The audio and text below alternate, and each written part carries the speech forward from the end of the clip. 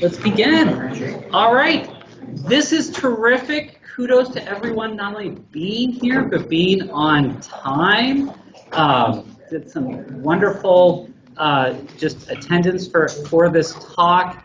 The talk is God's Purpose for Government, Understanding Christian Political Theology. And I'm excited to hear what our speaker, Daniel Strand, has to say to us today. And there'll be time for questions after that. So talk, Q&A, and then right at this point I'll make the logistical point, which is afterwards I will also be responsible for people who are here for convo credit. I think I'll just post myself maybe by that door. So come by and we'll scan people for convo credit, right? So things can be good and useful simultaneously. This talk, this great opportunity for us is sponsored by two groups. On campus, we'd like to thank the Samford Colloquium on American Citizenship, which continues to do great work, and so we're grateful to be a part of that. And from externally, the Institute of Religion and Democracy, which is a think tank in Washington, D.C. Now, it turns out that the president of the IRD is with us also, Dr. Mark Tooley. So Mark is going to come and say just a few words about the organization and ways that people can learn about these topics even more. Thank you, Jonathan, and thank you for helping us to organize this event, and thank you to all of you for your interest in attending. Hopefully you'll be fascinated by what our speaker has to say. But as mentioned, I'm president of the Institute on Religion and Democracy in D.C. We celebrated its 40th anniversary this year, and which is devoted to advocating for a thoughtful and faithful political witness by Christianity in America, and to uplifting a constructive political theology. What is political theology? Well, our speaker can better explain, but I typically summarize it as the church's explanation for God's purposes for government. And so we started a campus outreach program just this fall devoted to political theology, responding to what we believe is potentially a crisis in American Protestantism and evangelicalism, in that with the collapse of the great Protestant denominations and even the memories of them, and that American Christianity is more and more post-denominational, we have lost touch with what the great denominational traditions taught about political theology, what the Calvinists and the Lutherans and the Anglicans and even the Methodists and the Baptists who worked on these issues across centuries and have so much to teach us still. We've lost sight of it, such that contemporary American Protestants and evangelicals, when they try to think through the prism of Christianity in terms of how they apply it to modern politics, they pretty much assume they're all on their own and they have to draw straight lines from Bible verses to contemporary political issues, which often does not work very well. So I'm delighted that Daniel Strand is here to provide the solution to this challenge, in that he will, at least for 20 minutes, explain a little bit about what these great Protestant traditions of political theology are. Dan is a regular contributor to our magazine, which is called Providence, a journal of Christianity and American foreign policy, which is a voice for what we call Christian realism. Maybe Dan will explain that a little bit further. But Dan currently teaches at the Air War College, just 100 miles south of here, outside of Montgomery. So, Daniel, thank you. Thank you. Thank you for having me here, Jonathan. Appreciate it. So what is political theology? It's a very exotic term, and I guess there's not one meaning to it exactly. I think what Mark gave is pretty much what I would, more or less what I would describe it as, which is politics done in light of Christian faith, you could say, in the most, put it this way, we all do political theology to some extent or another. Whether or not we do it well is another question. Oftentimes I don't think we do it so well. But so yeah, let me just jump right in here. So one of the helpful things that I learned, I'm an ethicist by training. I wrote my dissertation on Augustine of Hippo, on his political theology and City of God. And I've been living all around the country, but I've been living in Alabama the past couple of years, so I'm a Yankee to the core, born in Minneapolis. Maybe some of you are a pretty diverse student body here. But now loving living in the South and eating way too much barbecue and all that good stuff. Okay, so one of the things that I learned teaching, I've been teaching at the Air War College now for about the past 2 years. For that, no experience in the military, so I'm pure civilian coming into this strange world. One of the things that military people do besides being on time, and being on time means 5 minutes early, so when I show up sometimes purposely late to class just to sort of grate them a little bit, since when you're the professor you have some prerogative there. One thing that they've taught me is to give you the bottom line up front, and academics can be terrible at this, so military people cut through and they say, bottom line, they call it bluff. Give me the bottom line up front, and if it's not relevant to them, they don't care and they'll just move on. So here's my bottom line up front. It is this, that the Christian faith is inherently political, that it carries within it fundamental political convictions, and that if we're to understand it rightly, we have to think about, in order to understand and practice politics well as Christians, we need to understand what those convictions are. There's a long tradition of Christian political reflection, explicitly Christian. Most of it's Catholic, by the way. So as Protestants, we need to sort of just be realistic about the fact that first 1,500 years of reflection on things like ethics, politics, and society were not done by Protestants, right? And so part of my argument today is that to understand our political convictions, we need to really engage both with a Protestant tradition, which I think American evangelicals in particular have forgot. You read sort of political reflection today by popular Protestants, and it seems to be completely unaware of the fact that Protestants have thought pretty deeply about politics within their own tradition, as well as the Catholic tradition, which I would say I spend a lot of time talking to Catholics, and I've learned a lot from Catholics. In fact, you could say the Protestant theology and tradition really is an outgrowth of most of our doctrines and faith. I study Augustine of Hippo. The doctrines of grace that are so dear to Protestants really get their start in the 4th century, right? Augustine formulates them, and of course, it's when the Reformers are reforming the church in the 16th century, and before that, they're reaching back to people like Augustine to do that. So, when you hear the word, when I mention the word tradition to evangelicals or to Protestants in general, there is a general sort of look, a confused look, like that is not something that we do, right? We don't do tradition. So when I say that, when I encourage people to return to this tradition, or to even the sort of theological tradition in general, the response is sort of like, did we do away with that stuff, right? We go to the Bible. If we have a question, we look up for a verse that relates to it. But the tradition stuff, we Protestants don't do that. We got rid of that. Well, we got rid of the corrupt tradition, right? We were challenging sort of the corruptions.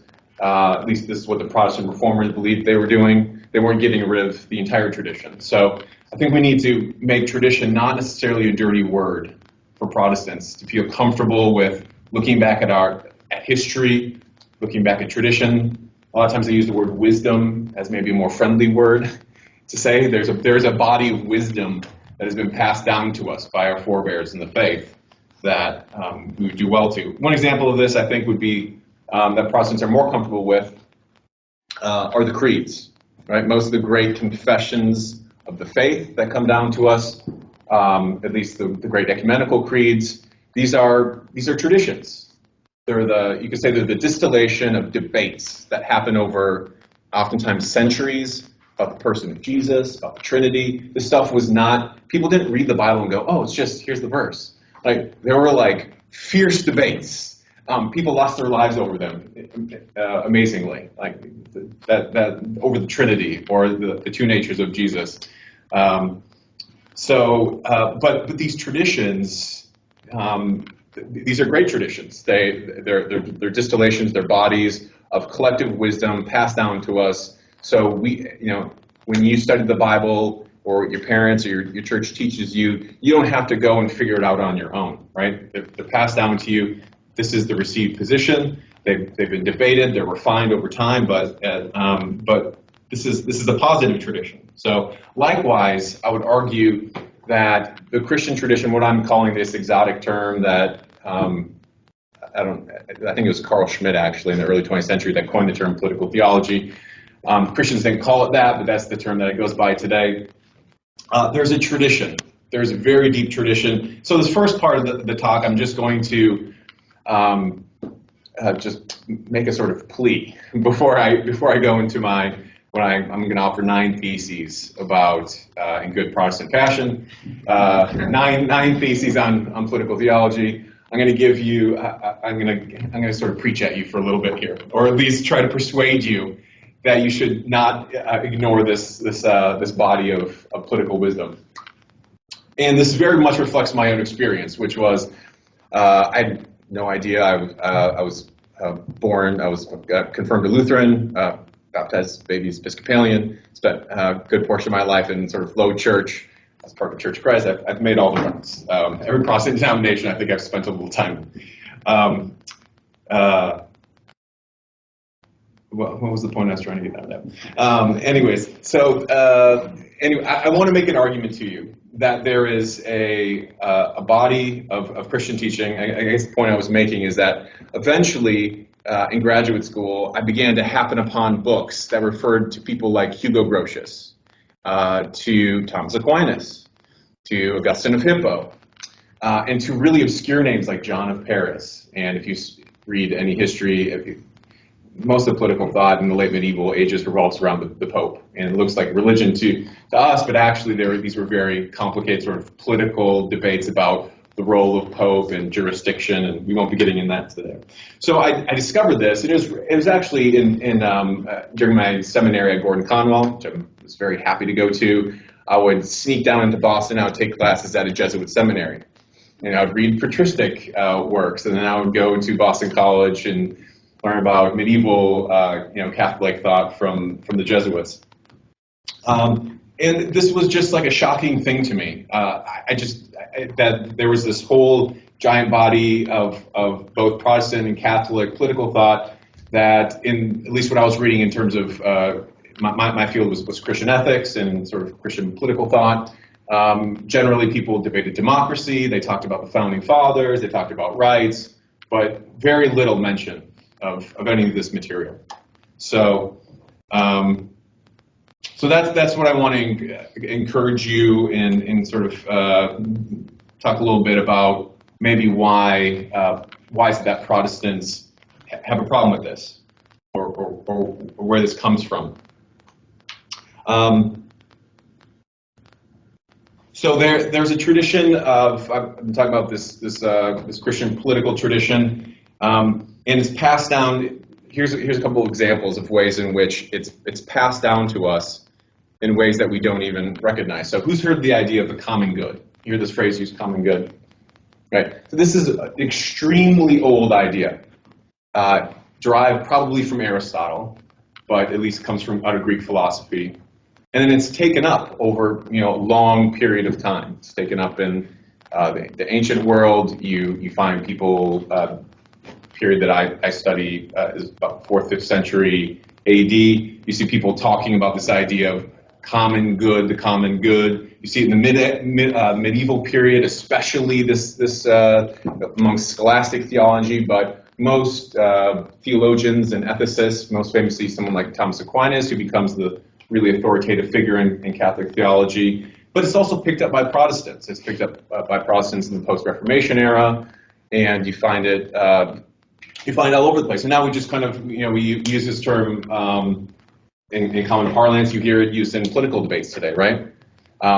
This is an example of the way ideas are picked up. Oftentimes, not necessarily Christian ideas, but Christians often use whatever's around them. Sometimes they're kind of Christian problems, and sometimes they're not.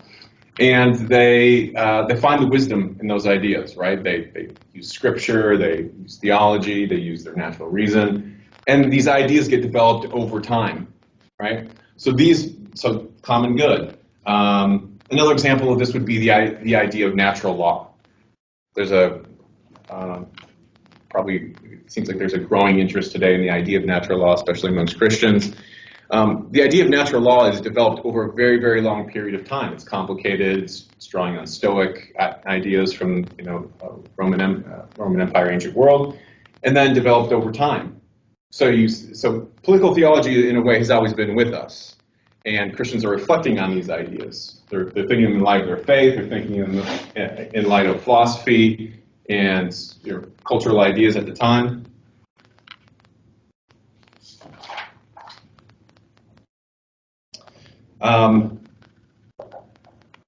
So Christians throughout most of history did not use or did not think that politics, if we're thinking about contemporary Christians today, I turn on the TV, turn on your, you're watching evangelicals, I'm not saying all, but at least some, arguing. I remember seeing this interview, probably was on Fox News, of, going around asking people why they supported X, Y, or Z position, and making references, to scriptures. Where does it say that in the Bible? Where does it say that in the Bible? But the development of these ideas often has a germ within Scripture, or concept of Scripture, developed and then taken from the Scripture, ideas of justice, love, law, etc. Right? These all have strong resonances within the Bible, and then oftentimes they're taken up, and then so the examples that I used about natural law, taking up ideas about drawing on laws from the Old Testament, views of law, and especially Romans 2, right? Talk about the law being written on the human heart. So you have a germ of an idea or concept, and then it often interacts with, at the time you had Stoic ideas about sort of cosmic law, and then mixed with other sources in the culture around them, and then these ideas develop. I'm a just war scholar. One of the main areas, at least areas I teach at the Air War College, is in just war ethics. Just war tradition is another good example of this. It's taken up from Roman sources, Roman legal sources, but of course there's plenty of war in the Bible, and there's plenty that the Bible says about justice, right, and the role of government.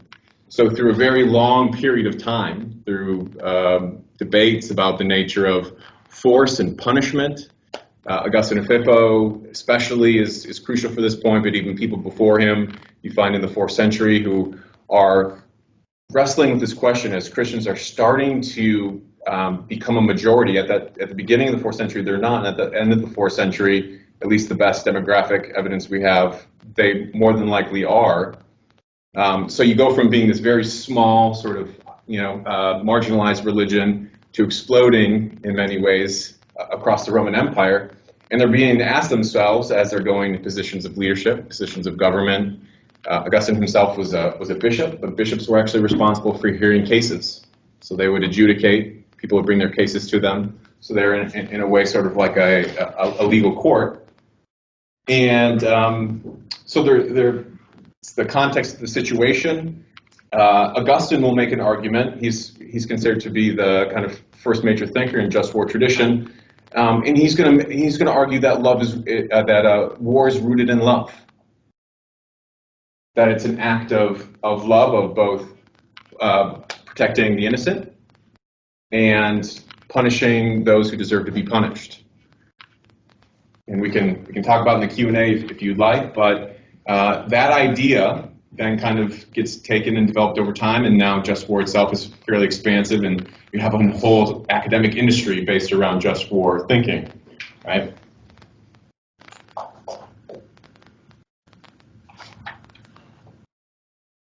So I've discussed a little bit, talked about, it's very biographical for myself, but to see how political theology is not just one thing. It develops in different ways.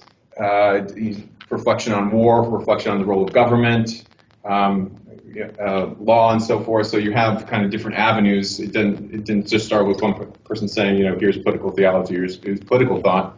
But it did happen when Christians came into public life and began to reflect on the nature of politics, right? So now I'm going to switch gears here and talk a little bit more about basic concepts, sort of a fundamental perspective on political theology. Reinhold Niebuhr was a famous, if any of you read Reinhold Niebuhr, does that sound familiar to anybody? No? Okay, yeah. The politics people over there probably. So he was a famous public intellectual, but also he was on the cover of Time magazine. You can go look it up on Google. So if you can believe it, a Christian intellectual made it onto the cover of Time magazine. But what Niebuhr made a statement about that I think is really helpful for understanding how we can begin to think about politics, which is he argued that the Bible doesn't necessarily teach a metaphysic, metaphysics or philosophy straightforwardly, but it presumes one. And in the same way, I would say that the Bible doesn't necessarily give you a straightforward guide with, here's a passage in some book that's going to tell you how to do government or the role of government is this. It doesn't do that. But what it does is it assumes one. There's sort of baked in assumptions to it that after you sit with the text for a while and as you reflect on it over hundreds, not thousands of years, you begin to tease apart these kind of basic concepts. So a fundamental concept that I'll get to in a second in political theology is the idea of two cities. This becomes a basic core concept for how Christians think about politics. And it's Augustine of Hippo. You can tell us I go to Augustine a lot because someone I study, but he's really fundamental.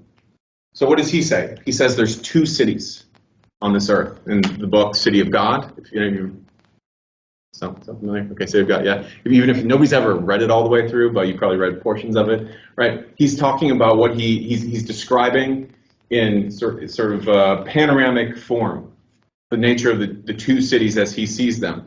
There's a city of God and a city of the earth. What he says, and then he traces those ideas through the Bible, but he also traces them through Roman history. Okay, but when the ground for him elaborating this is in part just basic Christian eschatology, which is Christians live in an epoch. Jesus has come, the kingdom has come, but it has not yet arrived, right? So the city on the heavenly city is he calls it an alien city or a sojourning city.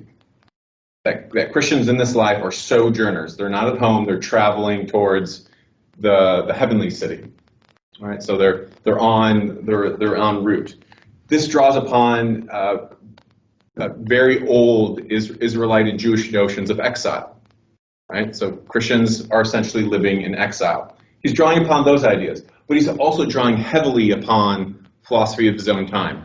Cicero, Virgil. If you read him, he actually quotes Virgil more than anybody. Virgil's, extremely famous. He's the Shakespeare, you could say, of the ancient world. The Aeneid is a poem that all wealthy and well-educated Romans could cite offhand. Augustine was an educated Roman who could do it as well. So he's drawing upon Neoplatonism, Plato. If you read the Republic or in your general ed classes, right?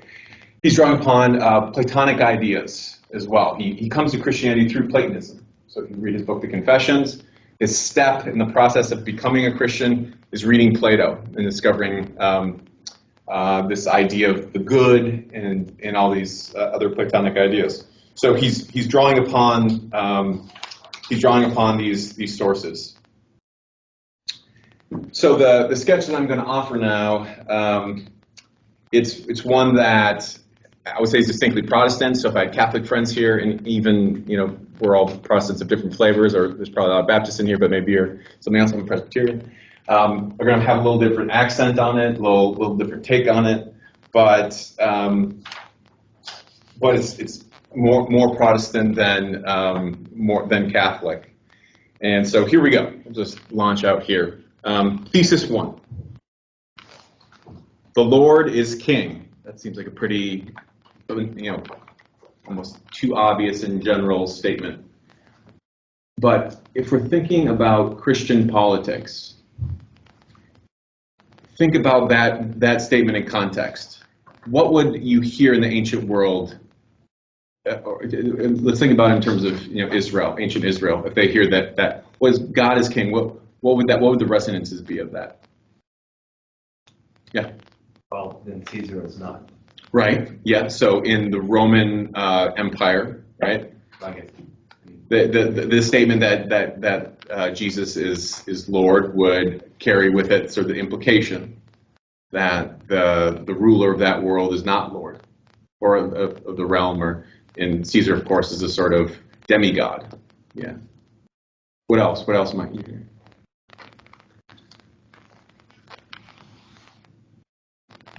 Is it a political statement? Yeah. Right. So God chooses to identify himself. Yeah, sorry. The Israelites were often oppressed, so it could be seen as another oppressor. Right. So the negative connotations, right? Yeah. The language of the Bible is inherently political. God uses political language. What does Jesus's? So if you could summarize what Jesus's ministry, what was his proclamation when he came? So he came to proclaim the good news. I know I'm asking a question that I'm looking for. The kingdom of God, right? He says, I'm here to preach you the good news of the kingdom. And every good Jew would know exactly what that means, right? The Davidic king is returning. He's going to establish his reign on earth. So if we just tend to the really basic concepts, it seems almost trivial in a way, that God is Lord. He reigns. He rules. This is political language. Right? So if we're going to understand politics, then we have to think about it in terms of this God who we worship, and his claim to be ruling us, to be ruler of the universe, to be ruler of the church in some unique way, right? So Oliver O'Donovan, he's a political theologian, ethicist. He says this: theology must be political if it is to be evangelical. It's an interesting statement. Rule out the political questions and you cut short the proclamation of God's saving power. You leave people enslaved where they ought to be set free from sin, their own sin, and others. So right now at this moment, what do we confess? We confess that Jesus ascended to the right hand of the Father, right? And that he sits there judging the earth both now and we talk about the judgment, but even at this very moment, God is judging. He's enacting his judgments, right? We can look at the world around us and we are confident. I mean, obviously we use the language providence, right? Providence is it's a theological term, but it means the way that God rules the world. How does he do it? He does it through his providence, and through his providence, he's judging. Okay, so this may seem all very obvious. Thesis 2. God then is the means, is the means for God exercising his own judgment. Does that sound, what do you guys make of that? Does that seem uncontroversial? Does that seem obvious, not obvious? That God uses government in order to exercise his judgment. Yeah? Well, I guess the first question that comes to my mind is, what if, for example, presidency or government is doing stuff that would not line up with whatever popular theology is? Right. So I guess that's the first one. Yeah. So abuse of power. Yeah.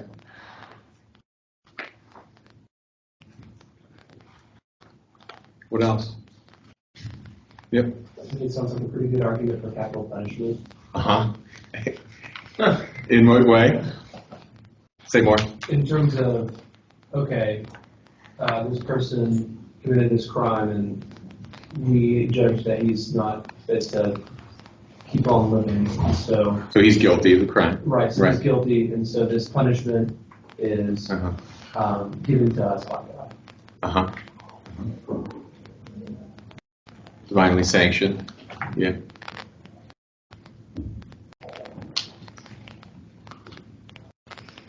Anybody else? Uh-huh. Well, then, if that's the case, and I agree, then there has to be some sort of,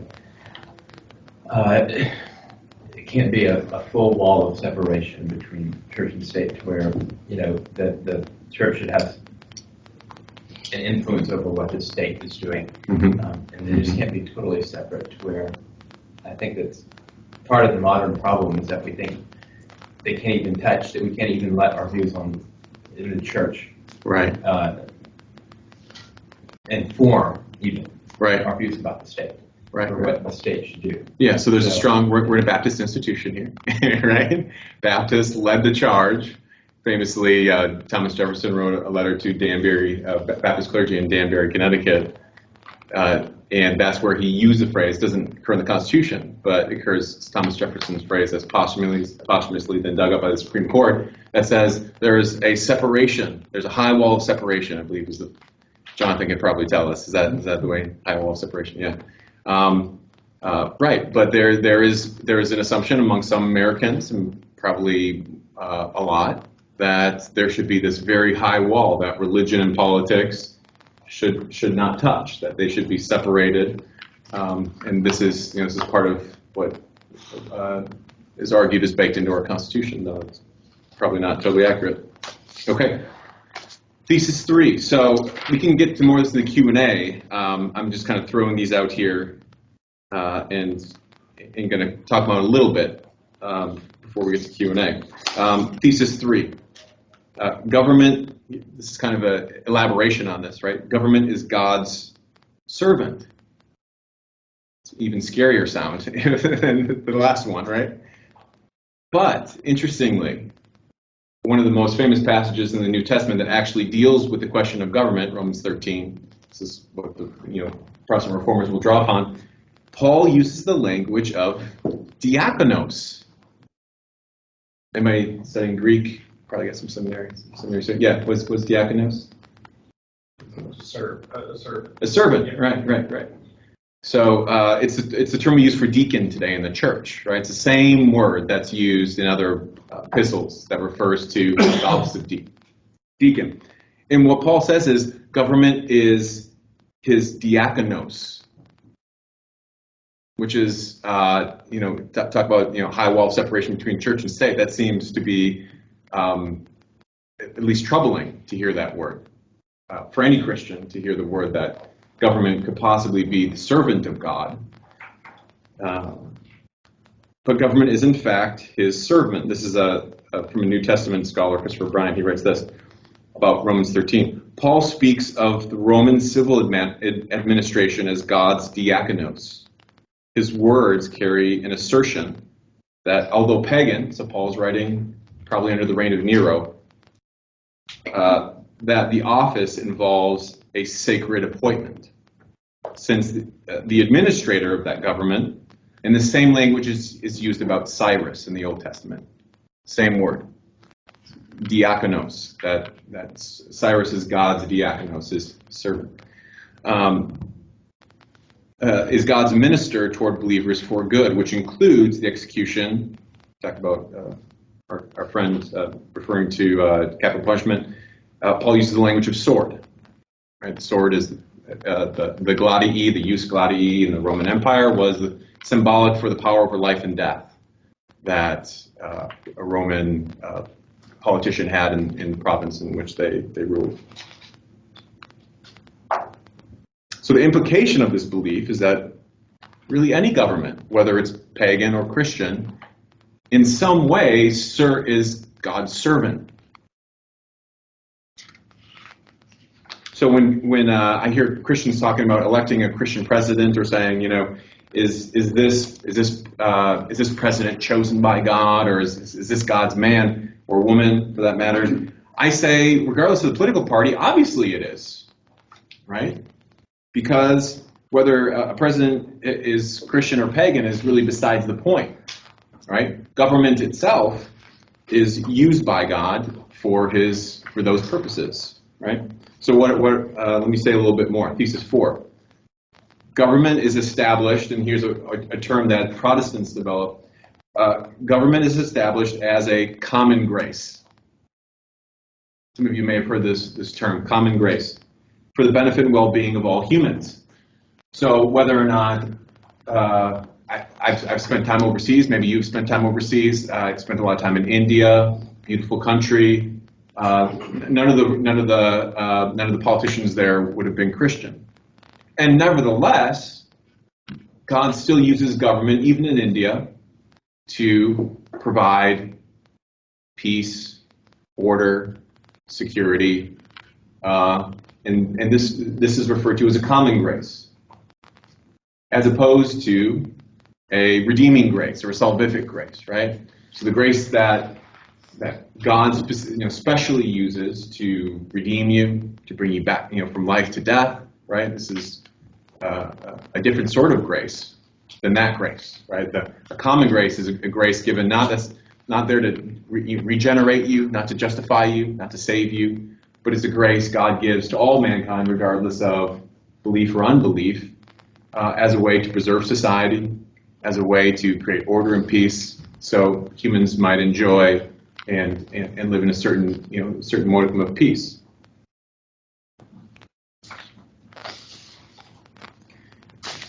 Thesis 5. There are two kingdoms. So I'm referring back to this idea of two cities. Augustine's the one who develops this idea.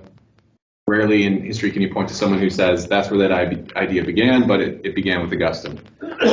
Christians think, and later the discussion becomes about two kingdoms. So what is this? God has willed that there should be two kingdoms. One spiritual and the other temporal. That's at least the terminology. You can use different words, but that's the terminology that's typically used. So there's a spiritual kingdom comprised of God's people that pertains to spiritual nature that is regenerated through the Spirit, not necessarily identified completely with the church, but the actual church is part of this spiritual kingdom, right? God and Jesus rule it directly through the Spirit. That's a very special relationship. It's not the relationship that God claims to have with all of humanity, right? That's a unique relationship. The other kingdom is a temporal kingdom, subject to the rule of governments or whatever form of government is there, right? So one wields the sword, use Paul's language, another preaches forgiveness and mercy. One kingdom punishes, right? Or uses coercion or law or police officers or whatever it is. We have stop signs out there telling you what to do, right? It uses all different things to guys and says do this and don't do that.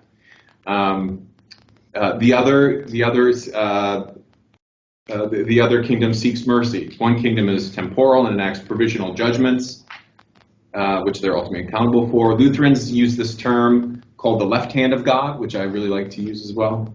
Describes what we could call the rough justice, the rough love of God, that God will not just leave things on earth, injustices to themselves, either he punishes them here now or later, and that's part of what government does, right? That's its purpose. It's part of that kingdom. The other kingdom is one of forgiveness, which hints at God's new creation, mutual service, love, unity, and worship. It's not to say that these things don't bleed over into society, right? It doesn't bleed over into our politics. Many of the kind of most important social movements in the United States, political movements, are motivated by love, love, justice, that necessarily aren't just about kind of the severity, but ultimately government, if you want to say what the kingdom, at least to use this terminology, the kingdom, the purpose of government is to create this order and peace and space. Thesis 6, and this might be controversial. Government is a secular institution. What do you hear when you hear the word secular? Usually that's not used positively by Christians, especially in culture war mode, right? It's those secular liberals who are always bearing down on us and trying to ruin our lives. What does secular mean? Apart from God. Yeah, I think that's yep, contemporary use is something like that, right? Godless, not of God. The Christians actually coined this term, or they borrow it from the Romans, as they often do.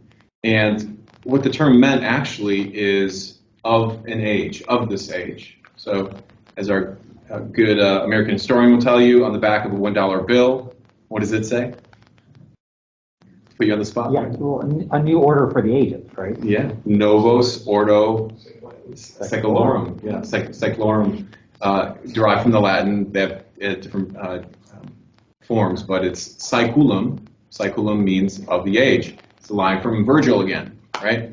Virgil's writing this right in the aftermath of the Roman Civil War, which is terrible, bloody, and awful. And he writes this in one of his eclogues. But he's looking forward to the new age that Augustus Caesar is going to bring forth. Augustus has triumphed over Mark Antony, and he's triumphed over all these, people opposing him. He's going to bring peace, order, and harmony. A new order of the ages is going to be launched, where great things are going to happen. Wealth and all these wonderful things. Rome is finally going to, leave this period of strife and is going to enjoy peace and prosperity. Well, when Augustine picks up this term and uses it, Saeculum, he's using it to refer to the period in which Christians sojourn. Once again, Saeculum, of the age. We are in this age, this temporal age. We are sojourning in this age. So it's roughly translated in his mind, this age. In government, and so when this term is used of government as a secular institution, it means that government is something that's not going to pass beyond this age. Right? There will be a time when the Lord Jesus will return, and he will judge the living and the dead, and he will establish his kingdom. His kingdom will have no end, right? As it says. The government in that time, which we confess to believe, there will be a new government, and that government will be God. Right? He will be the king. As the book of Revelation, he's sitting on the throne, we're worshiping the Lamb. So very, very political, but that will be our king, and that will displace. So in a very real sense, the role of government here is a role that God himself will overtake. And so government is secular in that sense. It is something of this age. It serves a limited purpose. It's not there to, especially with Christianity in particular, it limits that role even more, right? The control that government can have legitimately over your lives, going back to this idea of two kingdoms, right? What is the proper role of the temporal kingdom? So we can't understand the purpose of government of secular government, of this age, unless we understand against the backdrop of God's redeeming work, right? To understand what government should and ought to do, it has to be understood in light of the grand narrative, we could say, of salvation or redemption, right? That gives government a specific focus. And what tends to be the case is that when that focus is lost, government, the purpose and the scope of government expands. Right, in the ancient world, government is a sort of all-in-all thing, right? It's religion and politics are sort of bound up with one another in a sort of unified community. Whereas it's a very Christian notion to have a very strong separation between these two kingdoms, right? These two realms. Thesis 7, laws and activity of government can serve the ends of justice. This is an obvious one, but it can serve those. The temptation, and I think this is a temptation I just referred to, is that justice becomes not something limited, not something of this earth, not something that is merely designed to serve a sort of a limited purpose, but it expands and becomes almost a redeeming, or and almost takes on a sort of sacral quality, right? I think you can see this in sort of the social justice movements in a way, in which they take on a religious character. right? Doing justice is a great thing, right? We'd all agree justice ought to be done. But when it takes on this sort of sacral quality, then justice is not limited. It becomes a sort of transcendent and divine thing that must be carried out. Luther has this great line in referring to sort of the limitation of government. He says, if the lion will lie down with the lamb, in this age, if a lion lies down with the lamb will need to be replaced frequently. So that is the sort of nature of the world that we live in. It's a fallen world, and it's not perfectible. Perfect justice will never be attained, but we need some sort of imperfect justice, right? Realizing that politics ultimately is not going to create the sort of utopia or the sort of perfect society that we want it to, right? And if you displace that sort of religious yearning, the religious desire gets placed upon something like politics, right? It becomes distorted, right? It's no longer a limited thing. It becomes something that your identity and your sense of purpose gets overly invested in it. Thesis 8, government exists to constrain, punish wickedness in a fallen world. So Immanuel Kant, famous philosopher, referred to humanity as crooked timber. Kant's phrase echoes what Christians throughout history have professed, that the rebellion of Adam in the garden, human nature was altered from its inherently good created state of loving God and neighbor to first and foremost turning aside from the law of God, right? And that's the reality that we live in today, right?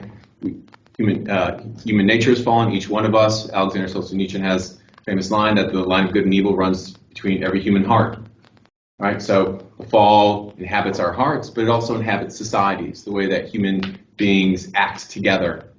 And Reinhold Niebuhr, who I mentioned earlier, is probably one of the most astute writers on this point. Moral Man in Immoral Society. He is one of his famous Gifford lectures, I believe. He talks about how human beings oftentimes usually act worse when we gather together as groups. And it's because we become blinded by our own prejudice. In particular, he was worried about the United States after World War II because there was this super-powered juggernaut that stood alone. The Soviet Union, the United States, and then the ashes of Europe and Asia had both been raised. And he worried about the pride of the United States with this immense power and this immense propensity that Americans had for righteousness and seeking to bring democracy and justice to the world. And his greatest fear, he feared the Soviet Union, but he also feared equally as much was the American propensity to be blinded by its own pride, right? So the way we act in groups often falls under the sort of mask of righteousness, but can go awry in part because of this fall. And last but not least, Thesis 9, the most important political activity a church can do is in fact not to go out and be political. The most important thing a church can do is to worship God, right? I know when I was a young person, I wanted to kind of go out and be politically active and change the world, and I think that's a great impulse.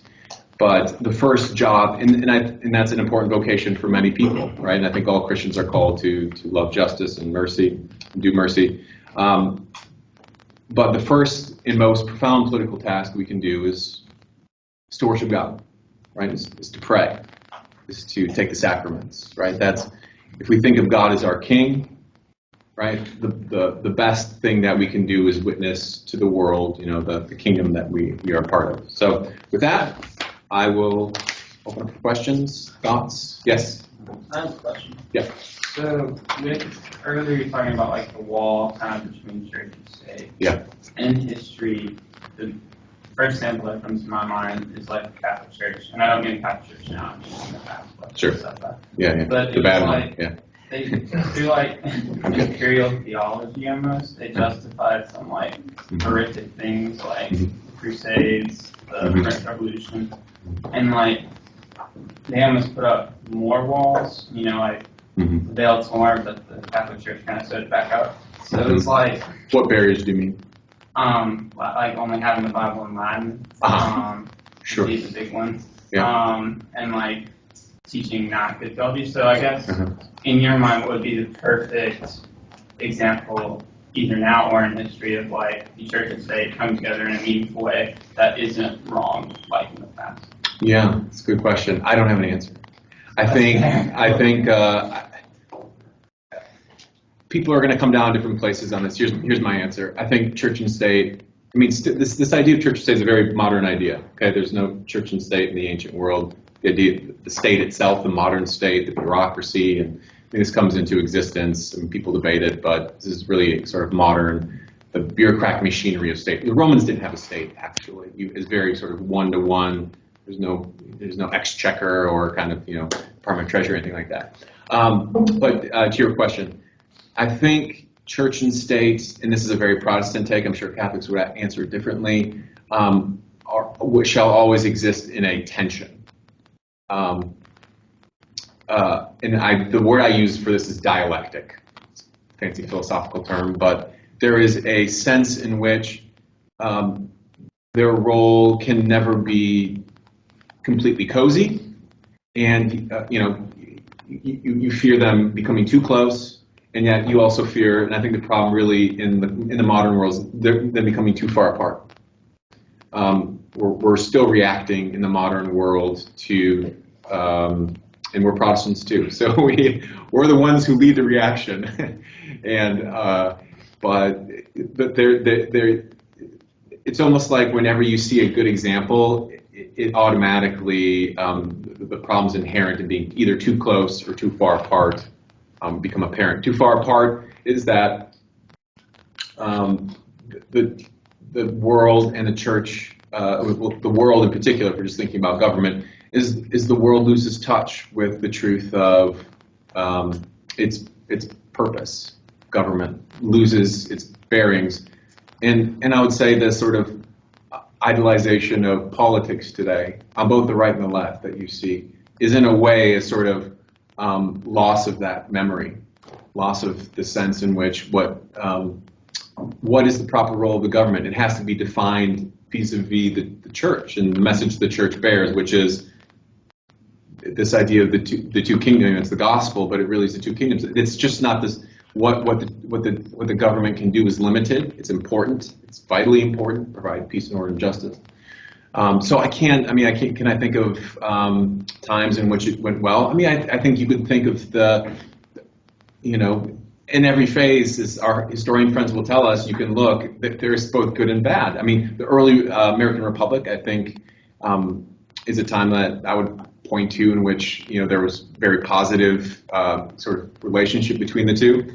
Nevertheless, the American government very specifically sought to marginalize Catholics. There's very strong anti-Catholicism throughout Catholic sentiment throughout the United States for most of its history. So you would say that's not necessarily positive. Yeah, I know. Can anybody else, your historian friends, that you'd throw in at the time period where you think that balance was well struck, or no? Okay. Yeah. Well, first of all, I want to remind Earl that the French Revolution, the first time where the state tried to impress its authority over the church, led to the beheading of nuns. So I don't think that's very The Catholic Church was not for the French Revolution. No, I was just talking about how they killed all the Protestants, and then that made rise. The wars of religion you would be referring to. That was 30 Years War. Yeah. Yeah, the beheading that was. Yeah, that went both ways there. I'm glad we see that. Yeah. One thing, and I have to say, this is an integralism question, but I have to appreciate that you tweeted, just because college kids parrot integralism poorly doesn't mean there's nothing there. Yeah. I'm one of those college kids that parrot it poorly. Yeah. At least, I borderline with the review or whatever. Yeah. But I have a question, and I think that the goal of integralism is to say that the state, in conjunction with the church, has a role in the salvation of souls to a degree. Uh-huh. I mean, if it's just cultivating virtue, it's also and trying to break down on the vices where it's prudential to do so. That would be my position. But and there was another. Ironically, I don't know. On Twitter, one of my friends was reading about Dr. William Marshner, and he made a good point that just like a Christian preacher would use a radio to preach the gospel to that ultimate goal of salvation, so we can do politics in that way too, to stop vice and to cultivate virtue. Yeah. So, and when I say that, anyone here at Samford, they're just taken aback. So, my question: do you think the government has that role of? I mean, is it okay? Is there something wrong about that? And then also, what do we do about? I call them brainworms of kind of liberalism, where they just can't touch, and any attempt to do so is just you're doing theocracy basically. Yeah. Like I get that pushback all the time here. Yeah. So, so your first question about role. So he's referring to integralism. This is I don't know if y'all probably aren't spending your time on Twitter, engaging in late night flame wars over Catholic theology. So integralism is a movement by very traditionalist Catholics who would like to see the church once again be formally institutionalized with state power. So in the Middle Ages, more or less, you had a sort of intermingling of the two. And the reason being was that, at least the theological point is, in order to serve, to properly serve the good of every citizen, political community has to be oriented towards the highest good, right? The highest good is God. So how can government pretend to not recognize that highest good? In some ways, it's going to bring distortions into our politics, right? It's going to encourage things that are bad. It's going to say stuff that's right, that's wrong. That's wrong. And if you're a Christian, you want to say, okay, that there is some sense to that. I think there's a distinction made between government being established, which many Protestant kingdoms after the Reformation were established in the United States for the first 40 years or so. I think Massachusetts was the last state to disestablish, had established state churches. So the opposition was to a federal church, but you had state churches. So was Alabama state establishment? No. Massachusetts, I lived in New England for a while, was congregational churches. Pennsylvania, I'm not sure, but I know they didn't have establishment. Oh, the Quakers, of course. Yeah. New York, I imagine. A couple colonies. Okay. Couple of the counties near New York City. Okay. It was Anglican. Okay. And the Anglicans had Virginia as well, and yeah. So you had these states that. Okay, the historians are nodding with me. That's good. So I'm not saying. Okay. So I guess there's a difference. What I like to say is, to your liberalism point. I mean, modern American, liberal Americans, let's say, grow allergic to any idea of any sort of government support or at least establishment. And I would say that's very different if we're talking about integralism. Those are two really different issues. I don't know even if all integralists believe in an establishment, Right. but even it's not just establishment. I'm talking about even letting it influence your beliefs on what should be legislated. Well, we have a Catholic president. Everything's fine. Oh, right. Well, Yes. you said something about God's will working through government and even in India, because I had sort of the same question, how do you justify or even start to begin that good combination of legislation and political and religious beliefs. Yeah. So you get people that push for that explicitly, the establishment, and then you get people that are just more it'll happen. Sort of indirectly, it's going to just permeate. God's will is pouring through it anyway. We don't need to push for it. Yeah. How do you justify that in a country with clear separation of church and state and religious freedom? I don't think as a Christian you can completely buy the high dividing wall of church. I mean, your morals, your sense of justice, your sense of right and wrong. You can argue about to which extent you should do that explicitly. But there is a distinction I should probably make clear. There's a sort of justification you can say that government, whether it's Christian or pagan or whatever, serves God's purposes in this sense. What does it do? It provides order, peace, and a modicum of justice. Regardless, and this would be to say that human beings can naturally, to some extent, discern right and wrong. So this is a claim about natural law, right? That human beings have some sort of light of right and wrong. So when I went to India and I spent time in remote Indian villages that had never heard anything about Christianity at all, they still did things like punish stealing, and they still held marriage as sacred, and they protected infants, and they honored the elderly, and they did all these things. And you go, well, why does that happen? Well, the explanation, at least on Christian natural law grounds, is, well, they can't. I mean, it's something that the human conscience, because it's human, can discern certain basic precepts. So, anyways, I'm getting at the point. Your question is, so there is a defense of government just as such, right? That government serves God's purposes and he works through it in mysterious ways. Then there's our role in it, which is kind of what you're getting at. Yeah. What should we bring to the public square in terms of when we want to advocate for a political position?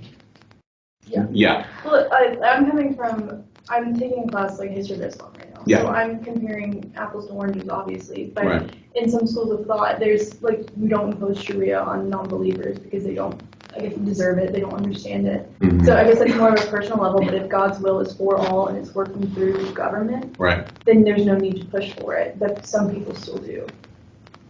Why do they feel the need to? Well, we still have a role to play, right? So God just doesn't do it all sort of mystically and supernaturally through government, like, my will is apparent. Like, he actually calls us to participate in that process and to be involved in it to some extent.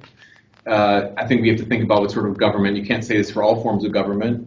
We have a democratic form of government. This is actually quite new, that we, all citizens, get to participate in that process. For most of history, it's just some guy at the top, passing, telling you what to do. And hopefully that guy has, the right ideas about what justice and so forth are.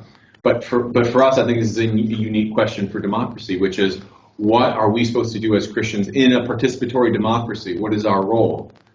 And I would go as far as to say our role is to push for the most just, most loving, most, throw in your favorite Christian adjective, sorts of society within the form of government that we have, right? Respecting that God has put us here at this time and place, realizing there's many people that aren't going to agree with us. So that means we have to engage in argumentation. We have to actually convince people who don't share our convictions that this is a good idea. And that's just I guess there's no right, but that's at least the way that I would describe it. Yeah. So, living in Alabama. Yeah. There's this history where Christians disagreed over what a just government was, Mm-hmm. and actually argued theologically Yes. over it, and of course, Yeah. It's a mess. Yeah. Right? And Yeah. so there's a whole part of the country that was delegitimized in their understanding of government. Yeah. And then we have these other governments in Europe and such that we know that can always play those cards. How do you on your model, and very helpful model, how do you determine when a government is unjust and must be stopped? Yeah. There is no slide rule that can kind of do this, that, and the other. You're not going to go Lincoln. You're not going to. I mean, yeah. I would argue slavery was a legitimate reason to go. Though, of course, that wasn't at least the initial reason for the Civil War, right? It was secession and the cause of unionism. This is a very long debate. When can you overthrow the tyrant? And this is also a kind of very uniquely Christian conversation, which is when does government become completely delegitimized? Especially if it's an office of God, or if it's the right hand, the left hand of God. Right. This seems incredibly, as a historian, very tricky. Yes. As a it theologian, I would say theory. it's very tricky. Yeah. What does it bring to? So best, I guess, but there are always going to be extreme examples. So you have World War II is probably the most recent example, at least a sort of righteous example, is Dietrich Bonhoeffer in Germany. Was very pious Lutheran, had a very Lutheran view of government, which is government is supreme. All right, the Lutherans have a very high, very sort of deep sense of sort of reverence and obedience to the government. But even this very pious Lutheran decided upon pain of conscience that he was going to participate in a plot to overthrow the Nazi regime, because it came to the point where he had determined the question of regicide or when to overthrow tyranny. I think it's an extremely hard one. I can't say that I have a sort of formula for it. It's going to have to be something extremely egregious. But oftentimes I think the more common route is for Christians is to merely suffer, right? Is as Christians do all around the world today, right? Under unjust governments. Overthrowing a government would just have to be something very, very seriously taken into consideration, because as we saw most recently in Iraq, right? When you dissolve a government, the hell that you might unleash, I think oftentimes is worse than the good than the injustice that that government is purporting to do. Saddam Hussein was awful. It was terrible. I mean, the more accounts you read of what he was doing to Muslims in that country, was just to Shias in particular. He specifically persecuted them and tortured them. Was awful. But I think you could also make an argument too that the United States really didn't weigh the cost of what that sort of regime replacement would be. And even if you would argue it's well, I won't go into that. So hard, yeah, I don't know. If anybody else wants to chime in, so there's some other hands up. Yes. Well, it's different questions, that's all right. Oh, that's fine, yeah. So I'm glad you brought up Carl Schmitt. Yeah. He did invent the term political theology. Yeah. Topic of your talk. Yeah. And I understand Schmitt correctly. Yeah. Right? I mean, sovereignty is the person who decides the exception to the rule. Right. And then Friend-enemy distinction. friend-enemy distinction, and all politics and all political concepts at their heart are theological. Right. In essence. Right. So, and his criticism of liberalism, Mm-hmm. or liberal democracy, liberalism is that it can't make up its mind. I mean, it's a famous quote where you have a committee of liberals, they're judging between Christ and Barbarous, and they decide, instead of making a decision, they'll adjourn and appoint an investigator to look into it later. We're not going to make a decision now. Yeah. My question for you is with 9 theses you presented, Yeah. and sort of more generally Protestant response. Yeah. How would they respond to someone like Schmitt, concept of political theology? Mm-hmm. Would they just, Schmitt had very uncharitable things. Say Yeah. Protestants basically, they're all Yes. in their corner praying and they don't do anything else. Right. So what would be the response to Schmitt in terms of, is he mischaracterizing liberalism? Is Protestantism just a handmaiden to liberalism? Or is it something else? Who in Protestant theology, who makes the exception to the rule?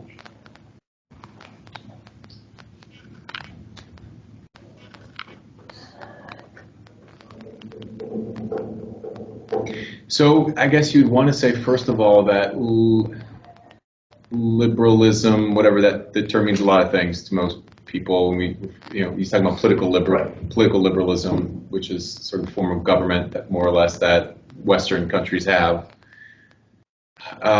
which is rights-based, freedom of conscience, strong dividing line between church and state, and so forth.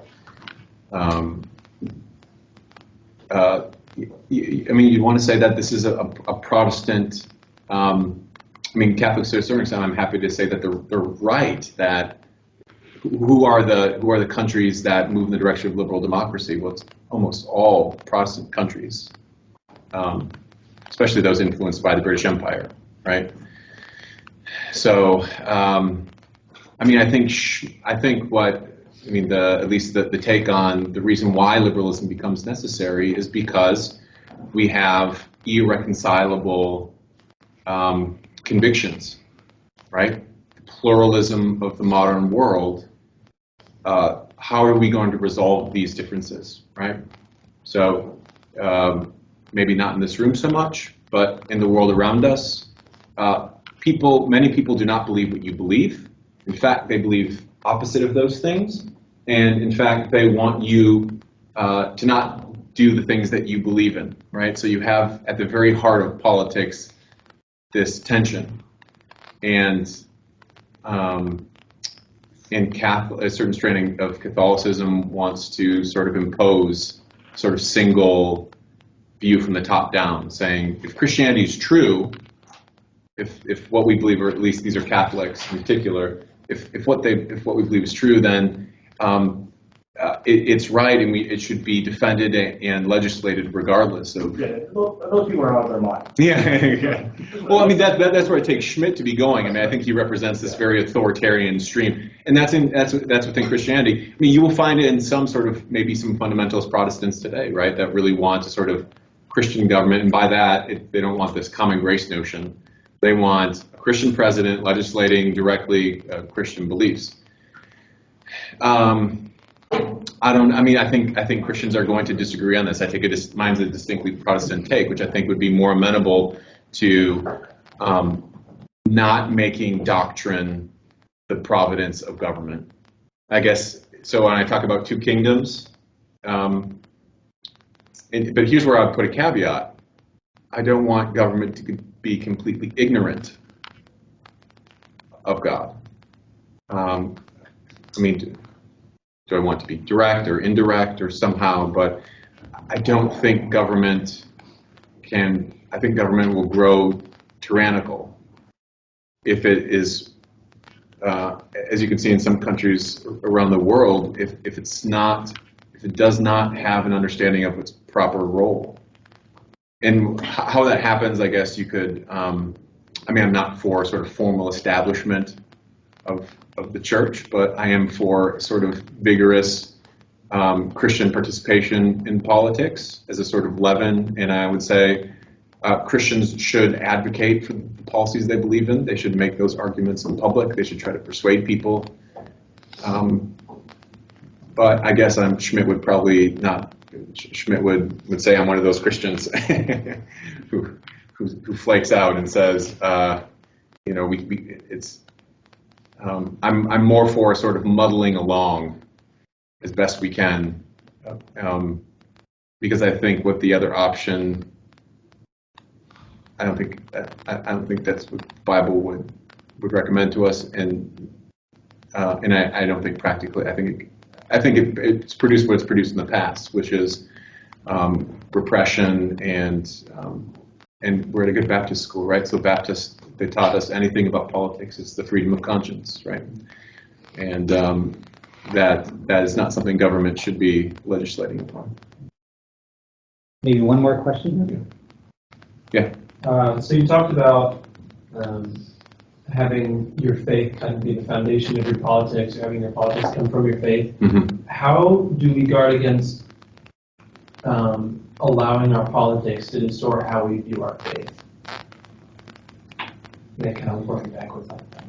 So how not to allow politics to distort our faith? Mm-hmm. Yeah. So here's my very nerdy response to you, would be to become grounded.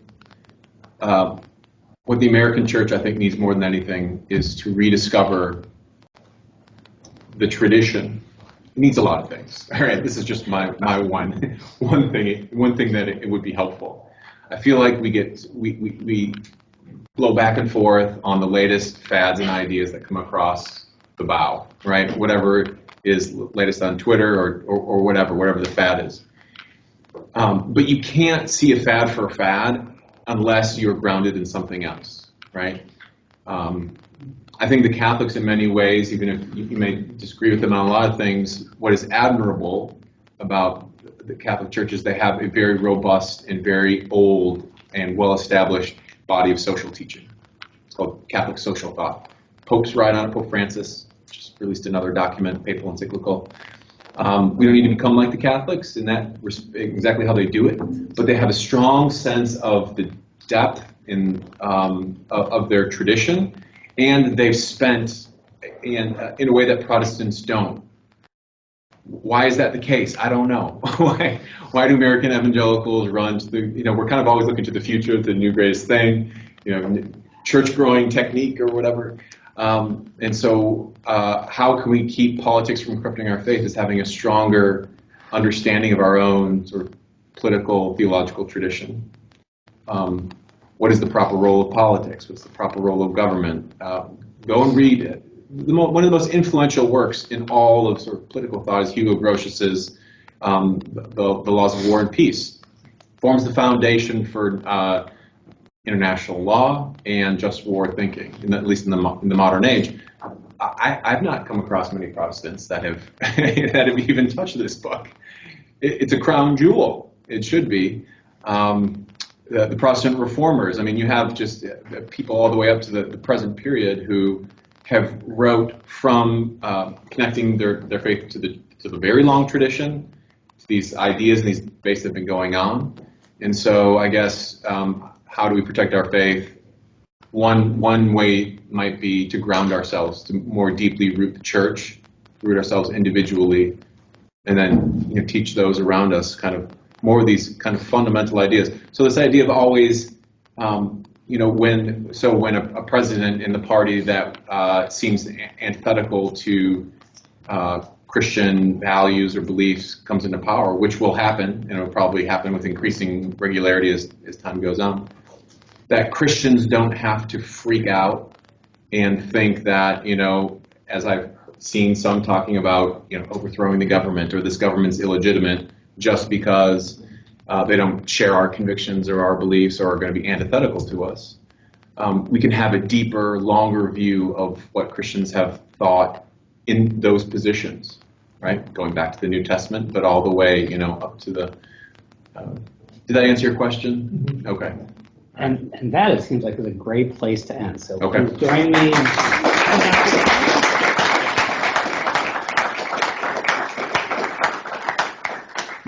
He will be available.